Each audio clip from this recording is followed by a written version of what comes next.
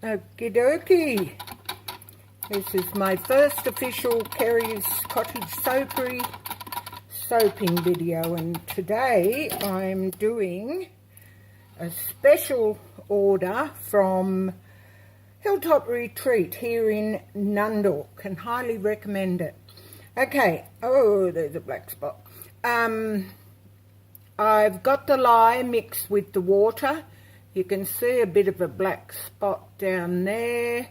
That's why I always use this little tiny tea strainer, because you never know what you're gonna get, and the strainer can catch stuff that might have been in your jug or came with the lye, or I've had sand in lye once. Anyway, that's totally got it. I think you can see it. Put that in the sink. Now we get the whisk. I find a whisk's better than a spatula because it helps the heat of the lye water to melt the hard oils. This is what's called hard oils, and this one, soft oil, which in this recipe is beautiful olive oil. So the temperature now has dropped to 38. So I'm no longer working with super hot lye. So it's basically a room temperature method. It's officially called heat transfer, but I find it comes down to room temperature pretty fast. You're going to stir a little while, but we can live with that. And for the sake of speed in the video, I'll pause and come back to you when it's all melted. Okay, we're back. The last few little bits of hard oil I mushed with the stick blender. Stick blenders are the best thing ever invented for soap making anyway. Okay, I carefully pour the oil, soft oil in, not wasting anything. Scrapey, scrapey, as Katie from Royalty Soap's always saying. She actually released a t-shirt with it on. She's so famous. Okay, now, because you're working with lye, you have to be extremely careful. It's caustic. Now, we wear gloves and goggles. You can't see the goggles. Goggles are a pain with glasses, but anyway, just to show you something, see that nice little burn there? That was the teeniest tiny bit of batter when I was piping some cupcakes, stupidly, without gloves on.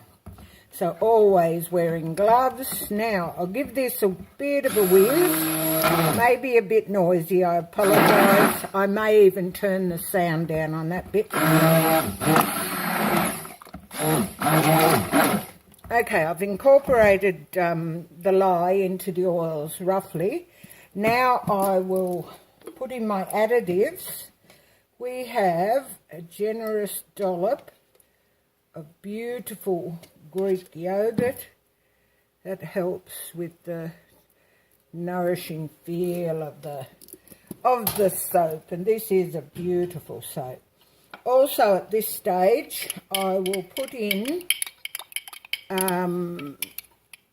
the fragrance. Now I have soaked the fragrance in Kaolin clay and Dentritic, is it?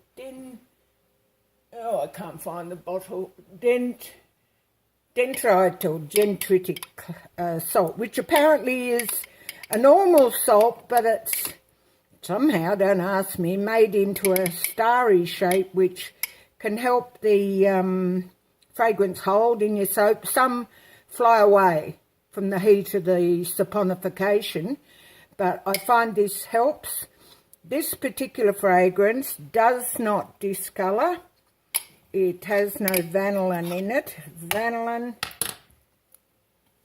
is in so many fragrances made in Australia. America seems to be able to do beautiful fragrances, but not overloaded with vanillin. Why it's a worry, I'll just quickly show you. That keeps moving.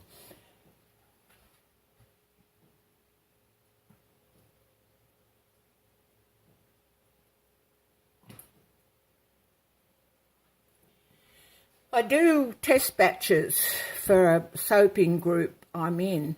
Now, these soaps were all made from a batter similar to what I'm going to do now, with no colouring in. This one's got no colouring. These are 6 different fragrances. That one had 6% vanillin. These varied, and they will darken even more. So you've really got to know what you're getting, and when you do the soap, work with it with your design. Also, look, some I don't care. Last month I used a fragrance called Very Vanilla. Smelled beautiful. But it now looks like a block of dark chocolate, which for the vanilla smelling lovers, they're going to not give a dash about the colour. Okay, another quick whiz, not too much because I don't want it to thicken. It'll start thickening now. It's, go in there. I don't want to thicken too much, otherwise we're going to get bubbles in the soap. When I cut it, you'll see air bubbles. The thinner the batter, the better looking the soap will come out regarding air bubbles. It's a catch-22. You also have to be careful of false trace. That's when you think it's thick and ready to go and get a trail behind. I don't know whether you can see it. But sometimes, depending on your soaping temperature, you'll get false trace. And that does weird things. We're down to 31 now. So it could be the coolness, maybe, that's giving me a bit of false trace.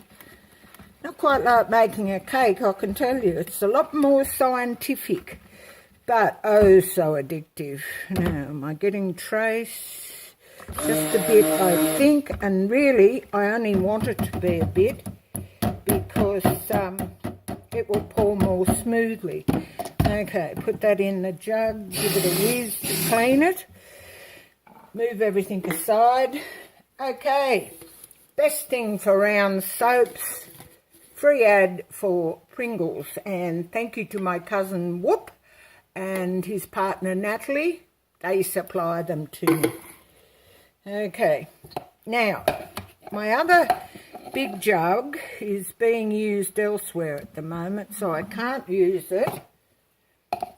So I've got to go and use 2 smaller ones, which is not ideal. Now I'm winging the amount I need. My maths aren't the greatest as far as measuring volume of cylinders, but I'm hoping, well, I know I'll get 1 for 1.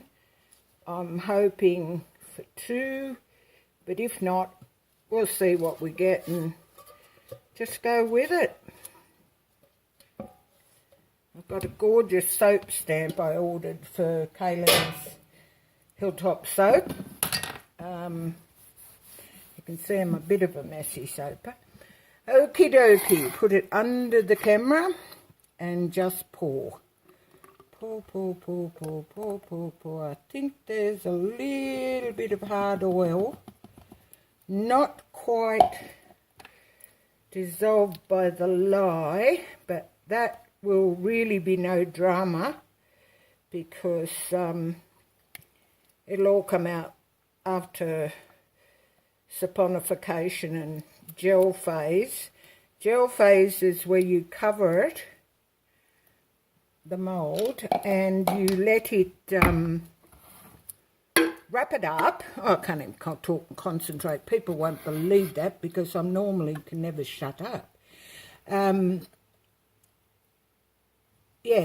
when it's done, you wrap it in a towel or such, foam box with the lid on, anything to insulate it, to allow it to really heat up. And if you take a peek at it after a little while, you will look in and you will have a honey-coloured gel.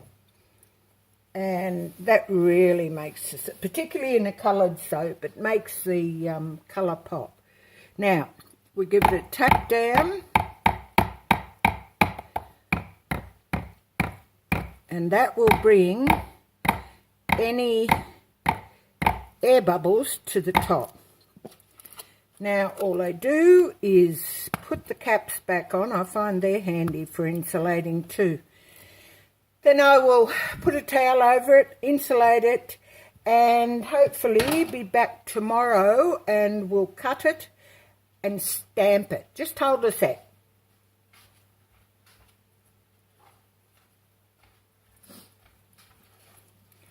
These are the soap stamps I ordered. Naturally, they're in reverse.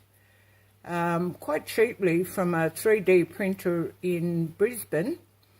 And this is mine. I'll turn it around. I have a feeling the video is going to be the other way. That'll be the one for my soaps. Anyway, I hope you got something out of that. Very nervous with first official video, but I'll be back for you in a couple of seconds and we'll do the cut and the stamp.